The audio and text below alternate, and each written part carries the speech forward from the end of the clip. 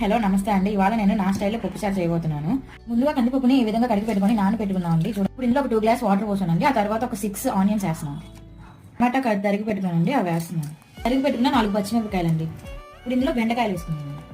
ఇప్పుడు ఇందులో ఒక హాఫ్ స్పూన్ పసుపు, ఇందులో కొంచెం ఆయిల్ వేసుకున్నామండి. ఆయిల్ వేసుకుని ఇప్పుడు కుక్కర్ దీని మీద పెట్టుకున్నామండి. ఇప్పుడు కుక్కర్ మూత పెట్టుకొని 5 to 6 విజిల్స్ రానిద్దామండి. విజిల్ అన్నీ అయిపోయినండి. ఇప్పుడు మూత తీసుకుందాం మనం. ఈ పప్పులో నుంచి నీళ్ళన్నీ బయటకు తీసి ఇది బాగా ఎనుపుకుందామండి. ఇప్పుడు ఇందులోకి చింతపండు గుజ్జు చేసుకుందామండి. ఇందులో ఒక హాఫ్ స్పూన్ కారం వేసుకుందామండి.